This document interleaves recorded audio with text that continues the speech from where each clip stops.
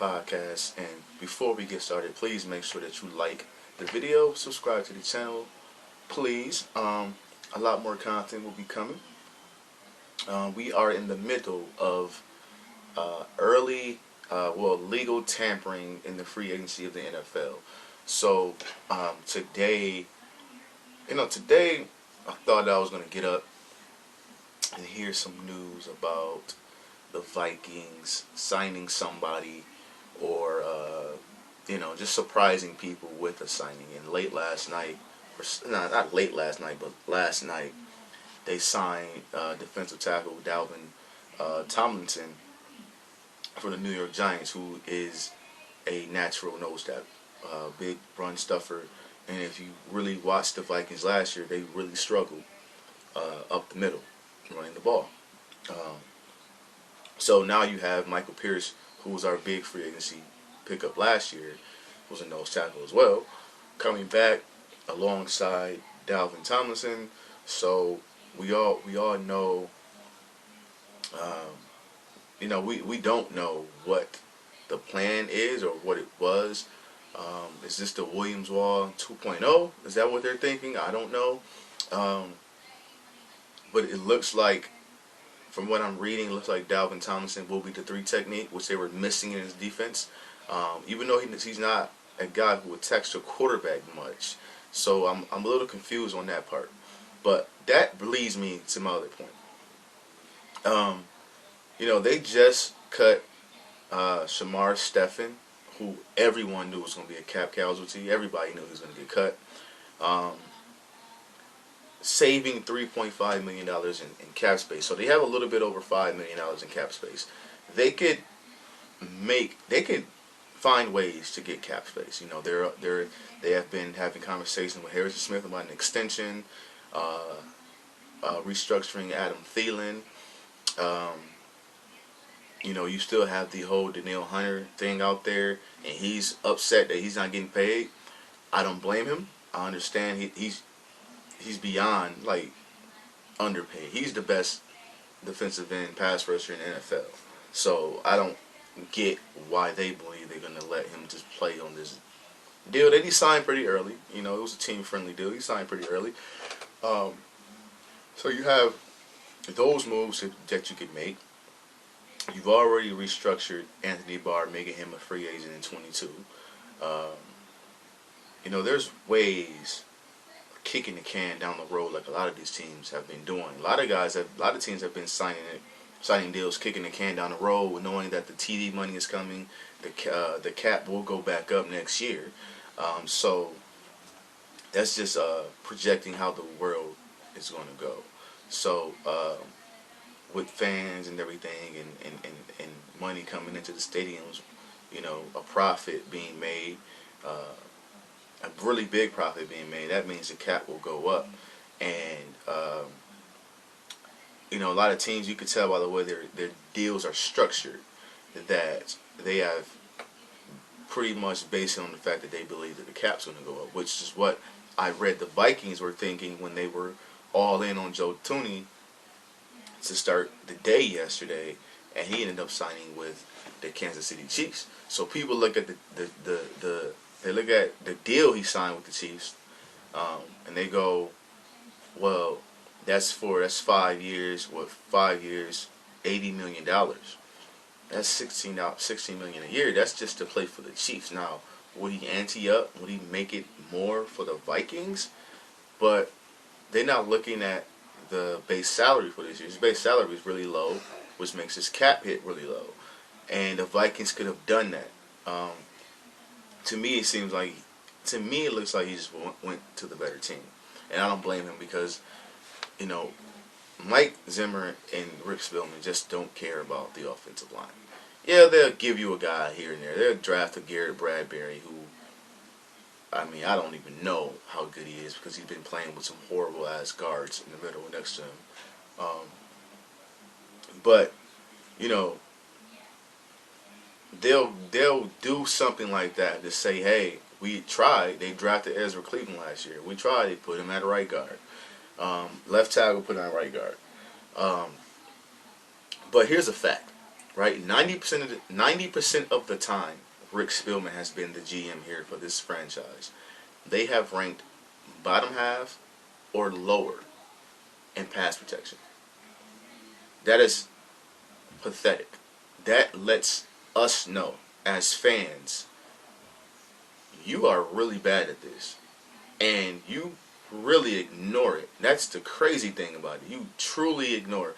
Like, again, I stated in my last video, I don't know how you have the two worst guards in football at any point in any season ever. Like Dakota Dozier, Elfline, Jusamia, three guards, all were bad. All three of them bad. I don't care where you put them, they were all bad. So now you released Riley Reef. He's a free agent. I don't believe any way he's coming back to the Vikings. And you don't have an offensive guard on the left side. So your entire left side of the offensive line is just not there. Now, you signed a quarterback 3 years ago. 3 years, $84 million. And you never addressed getting him really good protection. He's not a mobile quarterback. So I'm trying to figure out why at any point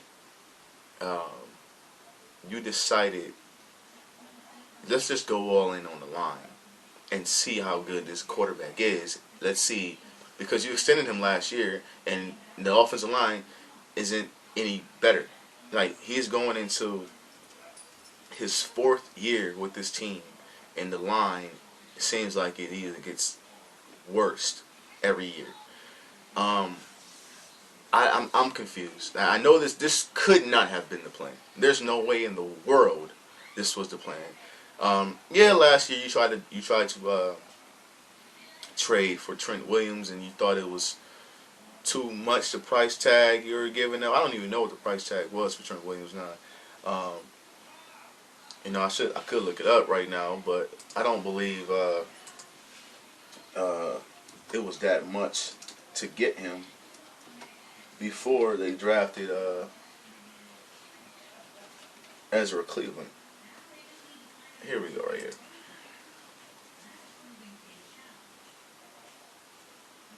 They exchanged a third-round pick this year, which we have two of those, and a fifth-round pick last year. That's all it took to trade for Trent Williams. And Trent Williams was fantastic last year as a left tackle. Now, don't get me wrong. Riley Reef played pretty damn good himself. But Trent Williams was on another level. So, it shows me that you're not really going all in on the offensive line. Like, you'll throw bait out there just to see, and if a team says something other than what you were thinking, you don't even want to engage in the conversation anymore. It's like, we're not going to do that. Whatever. But here's my problem. Every guy, let's see here. Every guy that the Minnesota Vikings have been intrigued with or in on this free agency has signed elsewhere. Let's talk about it. Joe Tooney, Kansas City Chiefs. Shaquille Griffin, the cornerback, Jacksonville Jaguars. Hey guys, we're not done here. Let's go down. We did sign a linebacker, Nick. Was it Vigil from the Chargers? I don't even know who this guy is. Y'all know who this guy is. Yeah, okay. So, you wanted Carl Lawson. Carl Lawson, where did Carl Lawson go?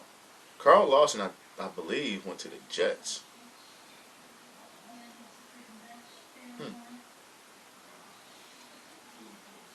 I think Carl Lawson went to the Jets. Trey Hendrickson, a defensive end from the Saints, he went to the Bengals. Let's see here.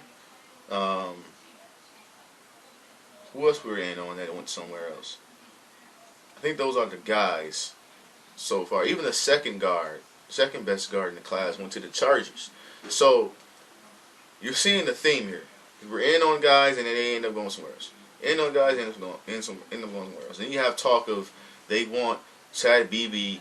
They didn't tender him. They want him to come back. Though, who the hell wants Chad Beebe at wide receiver? We need a third wide receiver, a legit third wide receiver. Because look at it like this. Look at it like this.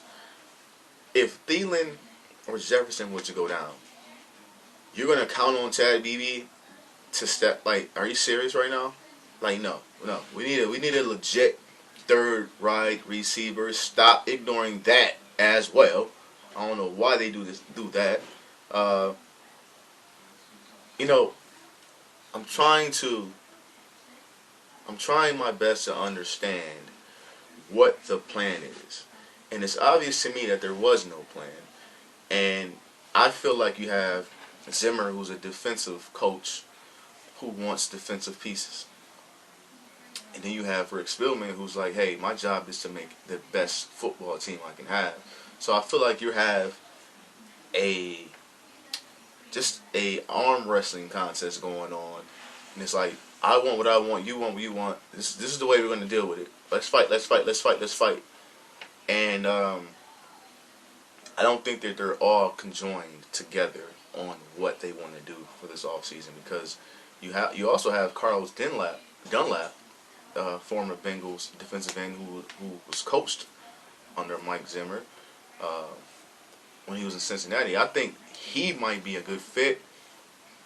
I know they're in on Keanu Neal, the safety who was formerly of the Atlanta Falcons. Malik Hooker, another safety out there. He had injury issues. They both had injury issues, by the way. They talking about bringing Anthony Harris back. But let's keep it real, man. This is bad. I know it's only 2 days in, and you know, a lot of teams like to wait to the second, third week when you're basically bargain shopping. You know, guys think they're going to get a deal, they don't get one in that first week. So now the deals aren't coming in as fast, and they got to take what they can get. Seems like Minnesota Vikings may do that. Like, maybe get a defensive end on the cheap, maybe get a safety on the cheap, a corner or two. I've seen that somebody just released a really good cornerback. I just seen him on timeline here. I think it was the Broncos. The Broncos here. They would not exercise the option on safety Kareem Jackson. That's what it is. So that's another one they could potentially look at. But here's where I'm at with it. Unless Rick Spielman has some crazy ass trade up his sleeve, I don't know how you can say this team is going to be better than it was last year. I understand you got Barr back after injury, Daniil Hunter back, Michael Pierce. The defense is going to be okay. But that offensive line, man, like, I don't know. I don't know. Like, seemingly on paper, you add a couple guys defensively, you're going to be better. But who knows if Daniil Hunter's going to play without a new contract. We all know that, you know, they are somehow in love with being 9-7, 10-6.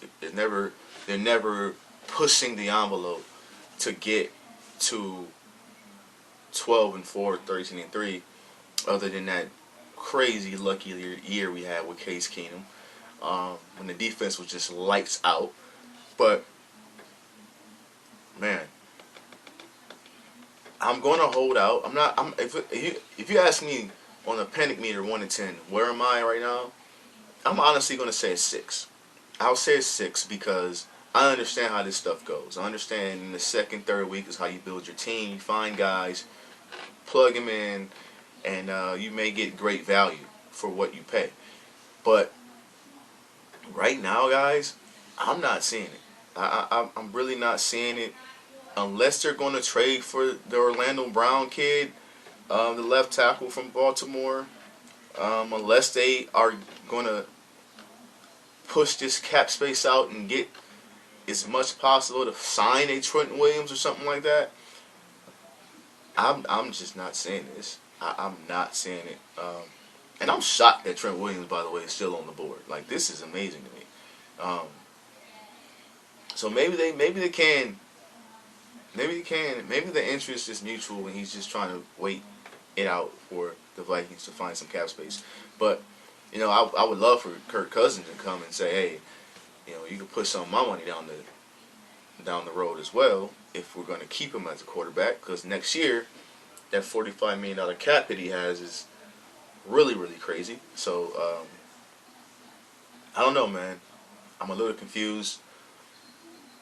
I'm confused mostly on why it took them this long to cut guys like Shamar Stephen, restructure Anthony Barr, talk to Thielen about restructuring, Harrison Smith about an extension. Like, you didn't know free agency tampering was this week. Like, tampering was yesterday, and you didn't know free agency actually starts. Like, it's like, well, why are you guys dragging your feet on stuff that everybody knew was going to happen? We all knew Shamar Stephen was going to get cut.